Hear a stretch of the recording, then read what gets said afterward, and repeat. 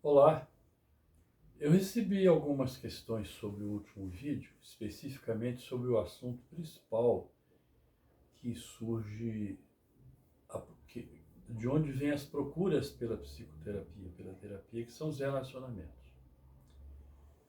E eu comentei até na página 62 a 65 do livro Passagem do Meio, que cuida disso. Existe um outro livro específico, que é de John Sanford, que é Os Parceiros Invisíveis. Quem são os parceiros invisíveis que se envolvem no relacionamento? É a parte masculina do inconsciente da mulher e a parte feminina do inconsciente do homem. Embora esse assunto tenha sido escrito já há muitos anos, há quase 100 anos, estruturado muitas vezes, ainda parece uma coisa absurda falar que a mulher tem uma parte masculina interiorizada, que o Jung chama de ânimos, e o homem tem uma parte feminina interiorizada no inconsciente, e chama de ânima. Então, a relação ela só dá certo, como fala aqui em outro livro, A Doença como Caminho, na página 169, que está relativamente aos rins. Por que os rins? Os rins são órgãos duplos que trabalham alternadamente. Então o texto está tão bem escrito que eu vou ler e vou explicar. Naturalmente que essa parte aqui é escrito por um psicólogo e a outra parte das doenças escrito por um médico ligado à medicina psicossomática. Então aqui ele diz, o objetivo ideal de uma união é proporcionar às duas pessoas condições para se tornarem cada qual seu próprio todo, ou ao menos, se formos bastante idealistas, para se tornarem mais perfeitas por terem iluminado os aspectos inconscientes da própria alma e por ter integrado esses aspectos à sua consciência. Esse objetivo não é alcançado pelo par de pombinhos abandonados, apaixonados, que insistem em não poder viver um sem o outro.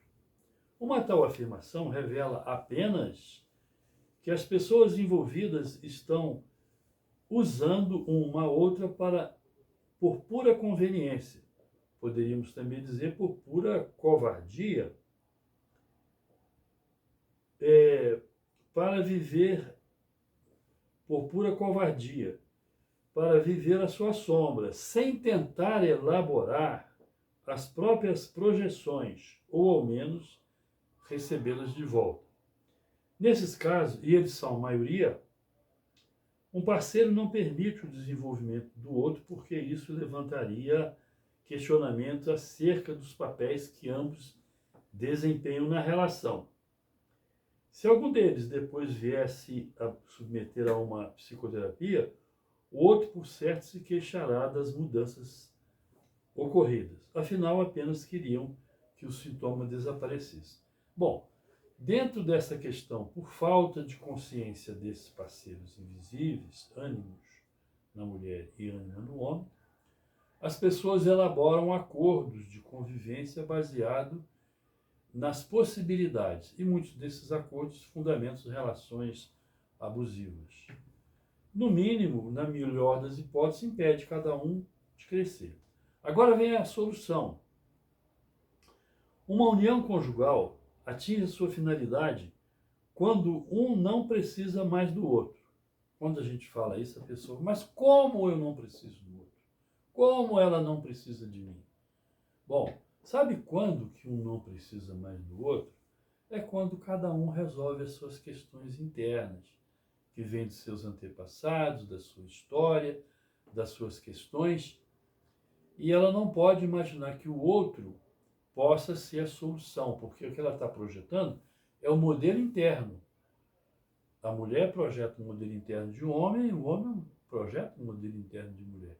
Isso é uma equação que não tem solução.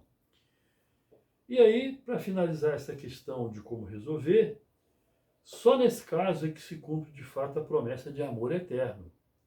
Amar é um ato consciente que implica em abrirmos os limites da nossa própria consciência para que possamos nos unir àquilo que amamos.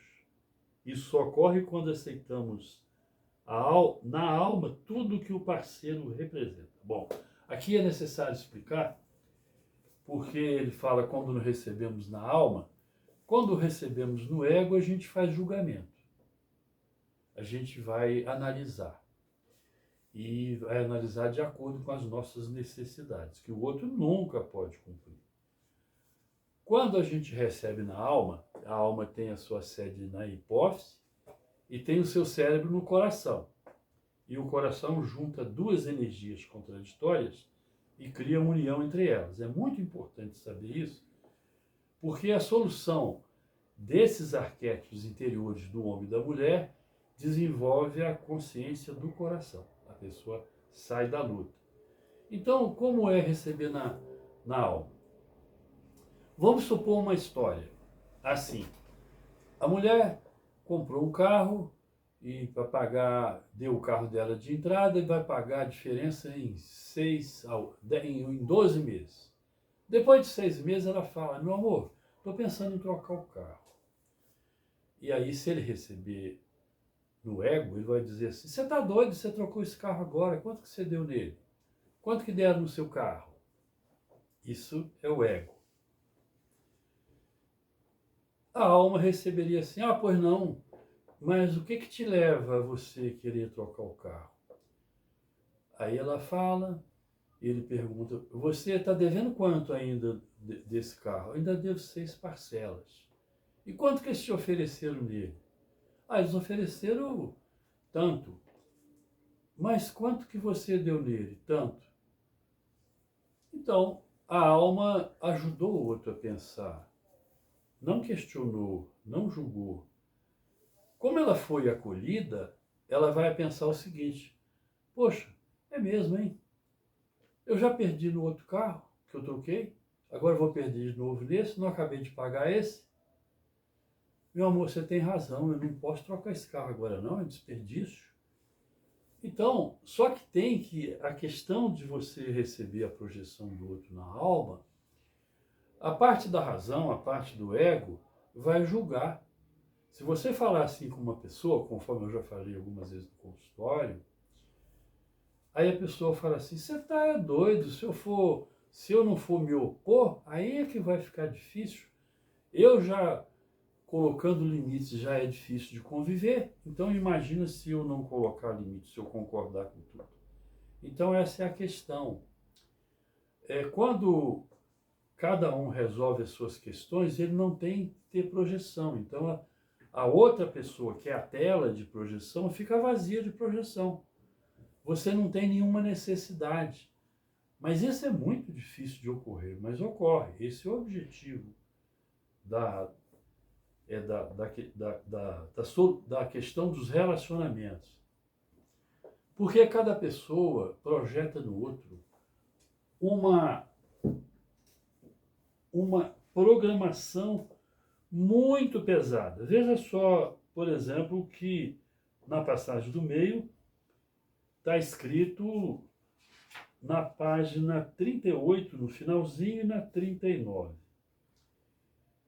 Entre muitas projeções possíveis, as mais comuns ocorrem sobre as instituições do casamento, da paternidade, da maternidade, da carreira. Quer dizer, a expectativa que os outros têm sobre nós e que nós mesmos temos sobre nós. Falarei mais a respeito do papel das projeções no casamento, é o que ele fala da página 62 a 65. Mas talvez nenhuma estrutura social esteja submetida a uma tão grande bagagem inconsciente. Poucos têm a consciência no altar da enormidade de suas expectativas.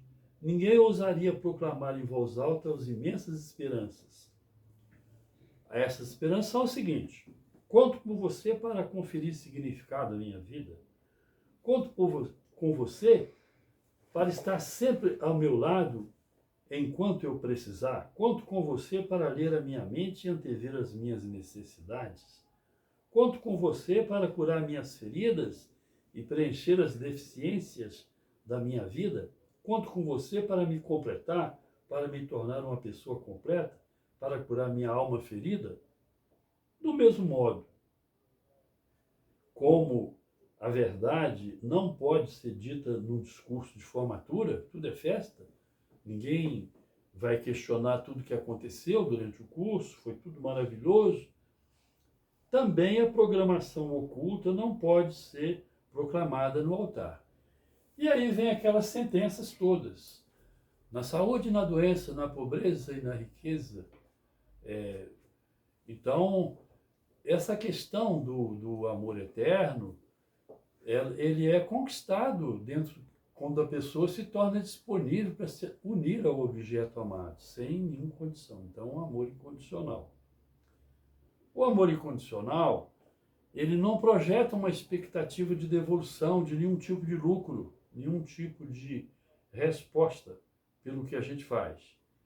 Então, a parte mais importante dessa questão do amor emocional talvez seja a parte escrita da terceira parte da carta de São Paulo aos Coríntios, aquela parte que fala assim: ainda que eu tivesse a sabedoria de todas as ciências, se eu não tivesse amor, eu nada seria. Ainda que eu desse todos os meus bens, e por aí vai, né? E no final, essa carta ela vai mostrar o seguinte: é muito interessante porque essa parte também ela é colocada no quarto movimento da nona sinfonia de Beethoven, Hino ao Amor, onde é que entra os intérpretes e aquele coral imenso, aquilo é de arrepiar, né? Então, o amor que é discutido nessa questão é só um amor que, nessa luta que leva à luta dos casamentos, que leva à luta das relações de amizade e principalmente muitas vezes as relações parentais, é uma troca de necessidade que a pessoa espera que seja retribuído. Ok?